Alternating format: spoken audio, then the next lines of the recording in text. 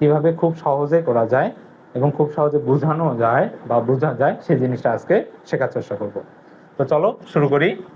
তা প্রথমে আমাদের কি লিখতে হবে, দেওয়া আছে, এটা হচ্ছে আমাদের একটা গুরু দায়িত্ব, দেওয়া আছে গুলা লেখা।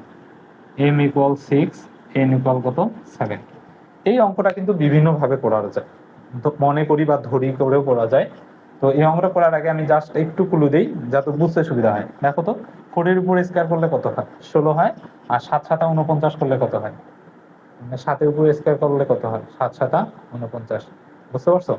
এখন 4 আর 7 মানে 4 আর 7 গুণ করো তো, 4 7 কত 28, 28 দুগুণে কত 56। মিলে গেছে না?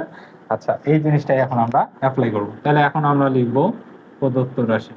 তো প্রদত্ত রাশি 16 m² n², তারপরে স্কয়ার প্লাস 56, মানে আর কি এটা লিখব। আচ্ছা, এখন আমরা এটাকে সূত্র বানাবো। এটাকে কি বানাবো, সূত্র। তাহলে এই যে 4 4 আছে, তাহলে m² n², তারপর কি স্কয়ার, তাহলে স্কয়ার এর উপর আছে, এর উপর আছে, 4 4 কত 16। এই মাঝখানে কাজটা আমরা একটু পরে করি।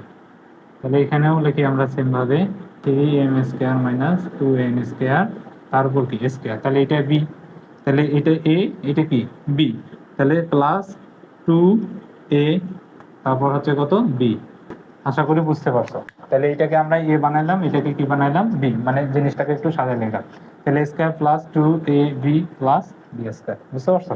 তাহলে এখন এটা কিসের সূত্র বললো, এটা এ, এটা কি বি, তাহলে a প্লাস বি হলে স্কয়ার। তাহলে 4m² plus n² plus 7 3m² minus 2n², তারপর কি স্কয়ার।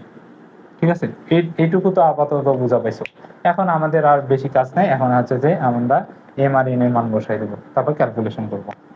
তাহলে 4, m এর মান হচ্ছে কত 6, n এর মান হচ্ছে 7² প্লাস 7, 3 ইন্টু m এর মান হচ্ছে 6² মাইনাস 2 ইন্টু 7 এর উপর স্কয়ার, তারপর কি স্কয়ার।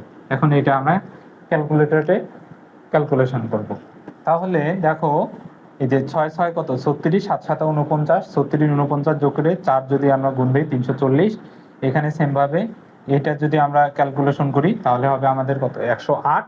আর যদি এটা ক্যালকুলেশন করি তাহলে আমাদের হবে কত 98। 108 থেকে 98 বাদ দিলে হচ্ছে 10 থেকে তার সাথে যদি 7 গুণ দিই 70, 340 আর 70 হচ্ছে কত 410 এর উপর স্কয়ার করলে 168 আর কি 100, এটা হচ্ছে অ্যান্সার।